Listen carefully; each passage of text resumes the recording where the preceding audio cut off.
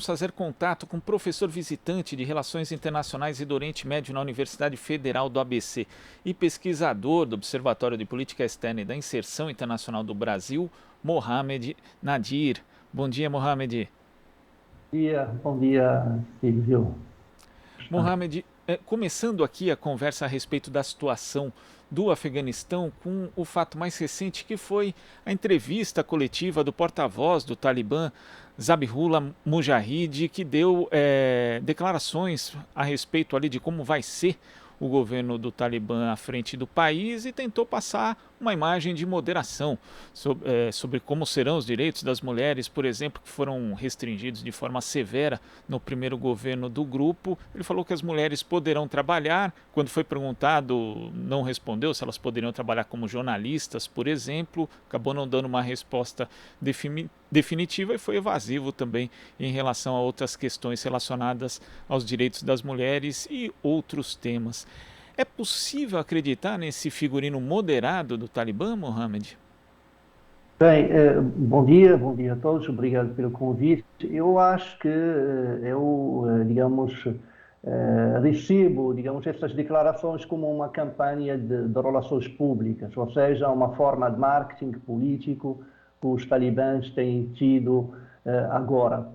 Portanto, claro, há uma diferença entre há 20 anos, enfim, os talibãs hoje são mais, têm um discurso, uma narrativa política, um discurso político mais contundente, mais elaborado, mais sofisticado, mas eu tenho, digamos, eu fico cético em relação às declarações, uma vez que tem que entender que, digamos, a ideologia talibã é uma ideologia, enfim, que mistura uma certa ideologia de ubandismo, que é um mito, uma corrente, enfim, religiosa, bem como também o wahhabismo, que é uma ideologia, enfim, importada pela Arábia Saudita, que é extremamente puritanista e rigorosa. E, portanto, eu recebo com muito ceticismo essas declarações, vejo elas como uma forma de marketing político e nada mais. Agora, desde que os Estados Unidos anunciaram a saída, né, ou a intenção de sair do Afeganistão, muitos analistas apontavam que era bastante evidente que o Talibã conseguiria voltar ao poder, já que ele estava bem fortalecido. Agora, te impressionou a velocidade com que isso aconteceu? Porque houve ali, segundo o governo norte-americano, um investimento de US$ 1 trilhão em equipamento, treinamento das Forças Armadas do governo afegão, mas não houve resistência quase nenhuma, né, em relação à tomada de poder do Talibã ali, principalmente na capital Cabul. Surpreendeu essa velocidade? Não me surpreendeu de forma alguma, na medida em que tem que entender como, quando falamos, enfim, em trilhões e trilhões de dólar, tem que entender como é que esse dinheiro foi gasto. A maioria desse dinheiro acabou nos bolsos, enfim, do governo que foi implantado, que era um governo bastante corrupto, e também nas organizações, enfim, internacionais, organizações não governamentais. Portanto, uma política de desenvolvimento não foi vista e isso acabou por criar, digamos, uma base de apoio para os talibãs, que, não esquecer, que tinham infiltrado muitos elementos dos talibãs, muitos simpatizantes estavam no exército afegão. E, portanto, os salários que eram mínimos dos soldados afegãos, por mais que haja, enfim, armamento, por mais que haja, enfim, treinamento, a forma como eram, a forma, digamos, menos favorecida que os soldados afegãos estavam tratados, isso levou com que os talibãs conseguem, digamos, uma base infiltrada dentro do exército afegão, e isso explica como é que a porta da capital Cabul foi aberta de forma, digamos, fácil e sem problema, sem resistência nenhuma, até pela fuga dos soldados. E, portanto, isso não me surpreende de maneira nenhuma, portanto. Inclusive, em 2019, o jornal The Washington Post revelou os chamados Afghanistan Papers, mostrando que o governo dos Estados Unidos escondia e distorcia informações em relação à ocupação do Afeganistão, e uma delas dizia respeito justamente à corrupção e ao desvio de armas, que muitas delas, inclusive mesmo antes dessa tomada de poder, já foram parar nas mãos dos talibãs, Mohamed. Sem dúvida, é que também, para além disso, também para a cúpula militar, enfim, estadunidense, quer dizer, também não ficava bem, digamos, mostrar esse desvio de dinheiro. Portanto, havia elementos ali que mostravam que o projeto, enfim, de formação do exército afegão não estava indo bem e, por outro lado, não devo esquecer que os talibãs também tinham uma política, enfim, também de dar um novo impulso também para o comércio do ópio e isso enriqueceu de forma substancial, digamos, os talibãs e isso permitiu também a compra, enfim, do armamento, esse armamento que, digamos, tempos futuros vão mostrar quem é que, digamos, que facultou esses armamentos. Se fala muito do Paquistão, mas também podemos equacionar, enfim, toda a região da Ásia Central, da Rússia, enfim, da China. A China que tem uma presença enorme, enfim, no Afeganistão, ela está explorando o lítio, o ferro, portanto existe uma presença muito, enfim, muito intensa de vários componentes e vários atores políticos internacionais e regionais. Agora, Mohamed, a história do Talibã ela remonta a um contexto anterior, né? Ali da sua origem ou pré-origem, no caso dos anos 1970 e 1980, que contou com a participação efetiva e direta dos próprios Estados Unidos. Então, eu queria que você falasse de que forma os Estados Unidos acabaram contribuindo nesse cenário para a formação do próprio Talibã. Pois, é preciso ver que há 20 anos atrás, enfim, em 79, quando a invasão, enfim, da União Soviética, o Paquistão, que entrou também para procurar uma plataforma, enfim, anti-ocidental, e isso levou com que, digamos, o governo de Jimmy Carter, na altura, e seu conselheiro de Estado, Zubinski, e também com elementos, enfim, da inteligência norte-americana, e isso levou com que também, no âmbito da Guerra Fria, tentar criar uma força que desgastar a União Soviética, fazer parar a União Soviética e o comunismo na Ásia Central. Isso levou com que, enfim, como se fazia, enfim, durante a Guerra Fria, a procurar, digamos, elementos que podem desempenhar um papel contra a União Soviética. Foi assim que foi apoiados os mujahidins, que eram elementos afegãos, mas também que vinham. Houve uma campanha quase internacional na altura no mundo islâmico para enviar mujahidins de todo o mundo para lá.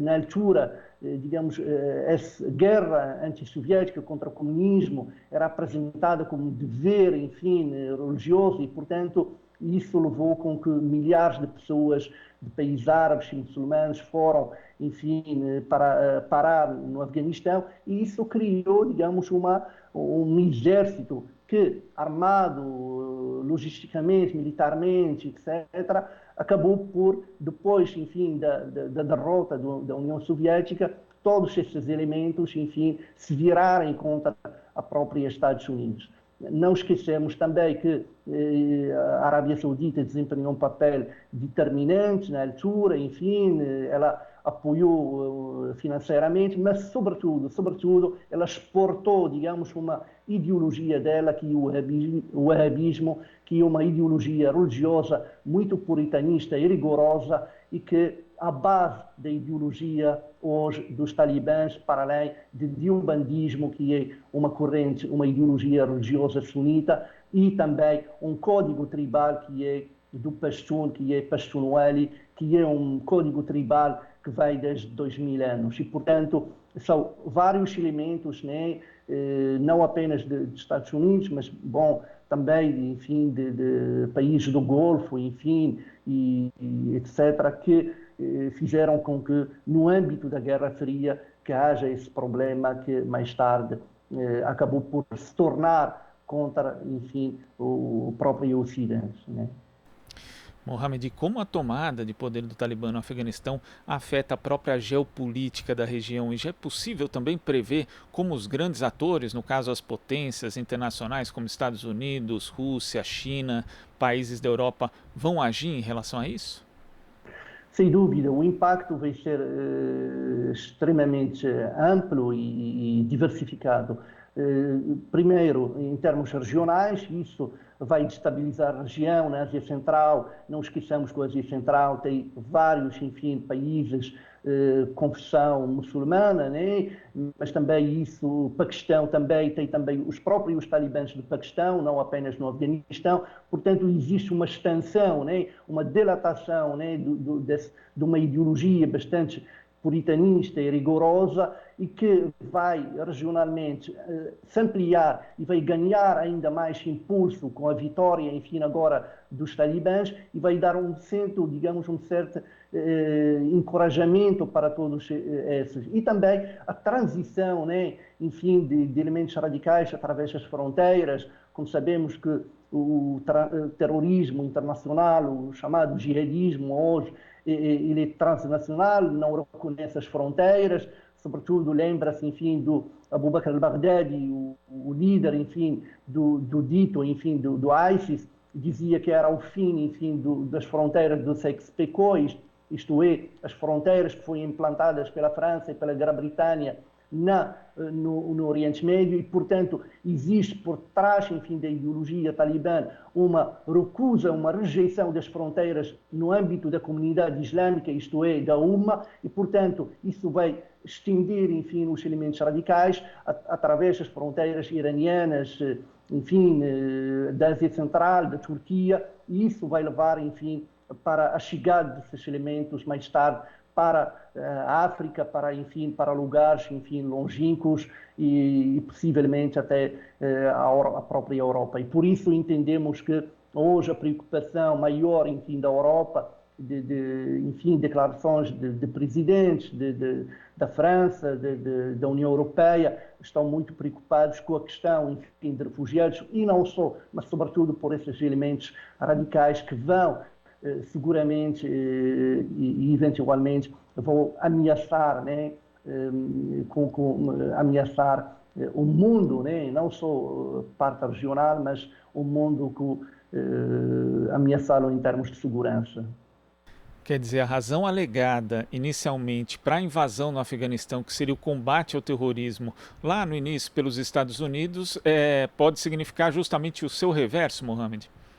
Sim, exatamente. Há um conceito que chama-se blowback, isto é, o feitiço que se vira contra o feiticeiro. Quando você implanta, digamos, um conceito militar definido pela CIA, que significa quando uma operação vai além, né, do seu propósito que é destinado, ela se vira ao contrário. E, portanto, esse conceito digamos, de revés que aconteceu precisamente no caso dos talibãs, isto é, foi procurada, enfim, aniquilar e erradicar o terrorismo, que foi uma ideia, enfim, proposta e válida, só que não haver, digamos, não foi acompanhado o projeto de erradicação do terrorismo com um plano, digamos, com uma estratégia clara de desenvolvimento que pode erradicar, no fundo, na base, o terrorismo. E, portanto, essa ideologia se mantém, a pobreza se mantém, isso vai continuar, levou a vitória, enfim, dos talibãs, e essa vitória vai ainda mais dar, digamos, um impulso à ideologia, à forma de pensar e à vingança. Há um código que é do Pashtun, como dos elementos desse código milenar tribal, que é a vingança. E, portanto, nos vemos no discurso, enfim, da conferência de imprensa ontem, que perdoamos, mas não esquecemos daqueles que traíram a nós. Portanto, aqui também deve haver uma análise, enfim, discursiva da narrativa dos próprios talibãs, que digamos, por um lado, ela oscila entre a perdão e a vingança. Agora, isso também, além dos impactos ali na região, traz efeitos nos próprios Estados Unidos. Nós sabemos que esse é um evidente fracasso da política externa norte-americana, principalmente, não só de Joe Biden, né? Para a gente ser justo, foram diversos governos ali, desde o governo Bush, que fez isso, passando pelo governo Obama e pelo governo Trump. Mas agora a gente já vê Donald Trump tentando, inclusive, lucrar politicamente com essa situação, pedindo a renúncia de Joe Biden diante da retirada das tropas norte-americanas do Afeganistão. Curiosamente, Trump negociou também com o Talibã e ele mesmo anunciou essa saída. Como você vê os impactos dessa situação na política interna dos Estados Unidos, Mohamed? Sem dúvida, Silvio, quer dizer, um dos primeiros impactos é, infelizmente, o retorno da narrativa política do Donald Trump, que é uma narrativa populista, vingativa, muito, enfim, que tem, digamos, uma massa popular, uma base militante que acredita nela e, portanto, não surpreende, portanto, o retorno, enfim, do discurso político xenófobo e populista do Donald Trump e querer, enfim, digamos, tirar partido com isso. Portanto, pedir renúncia de Joe Biden, portanto, é uma manobra, né? Donald Trump, que é um político hábil e que domina, enfim, as manobras políticas, que aproveitou para tirar partido. Agora, uma coisa é certa, os Estados Unidos conseguiram o que queriam, que é erradicar a Al-Qaeda, mas nem tanto, erradicar a figura, o líder da Al-Qaeda, que é o Osama Bin Laden. Agora, o resto da Al-Qaeda se mantém e continua no Afeganistão, e isso é, digamos, um sentido, há uma vitória, enfim, da missão americana, mas também digamos, um certo, enfim, não cumprimento da missão, isto é, erradicação total da Al-Qaeda, que infelizmente se mantém. Portanto, há aqui elementos internos no âmbito dos Estados Unidos e elementos externos, que é, digamos, digamos, a manutenção, enfim, do perigo da Al-Qaeda. Ontem foi publicado um artigo do historiador, jornalista, intelectual Tariq Ali, e ele diz o seguinte, Mohamed, que no mínimo refúgio é que o Ocidente deve dar a eles, né, os refugiados do Afeganistão, uma pequena reparação por uma guerra desnecessária. Nos próprios Estados Unidos já vemos manifestações de personalidades políticas como o senador Bernie Sanders, que também defende que o país dê refúgio aos imigrantes ali do Afeganistão, assim como a deputada Barbara Ali e outros representantes. A Barbara Ali, inclusive, que foi a única representante à época que votou contra a invasão do Afeganistão quando esse tema veio à tona no Congresso norte-americano. Isso seria uma obrigação ética, não só dos Estados Unidos, mas de boa parte da comunidade internacional que apoiou a invasão no Afeganistão ali no início dos anos 2000? Eu acredito que sim, é um dever moral e político, sem dúvida nenhuma. As imagens que vai ficar agora nos anais da história presente, da nossa história presente, e aquelas imagens de pessoas, enfim, que querem, enfim, apanhar o avião e agarradas ao cargueiro norte-americano, portanto, e pessoas a caírem do avião. Portanto, nunca uma imagem que vale mais do que milhões e milhões de narrativas e, portanto, essa imagem, ela, de fato, é um ponto, né, sombrio na nossa história, como a história da humanidade, né, como seres humanos, tipo, como sociedade internacional. Portanto, de fato, deve haver, de facto, uma abertura de portas para os refugiados, deve haver, digamos, uma política humanitária mais efetiva e não apenas discursiva. Infelizmente, o que observamos, enfim, há um discurso que é agora mais xenófobo e que quer aproveitar, né, da onda, enfim, dos refugiados que vai surgir seguramente. E, portanto, também isso é outro problema, enfim, que existe no Ocidente também, né? Mohamed, queria agradecer demais a sua participação aqui no Jornal Brasil Atual e até a próxima. Até a próxima. Muito obrigado, agradeço. Conversamos aqui com o professor visitante de Relações Internacionais e do Oriente Médio na Universidade Federal do ABC, Mohamed Nadir. Aqui você ouve as notícias que os outros não dão. Jornal Brasil Atual.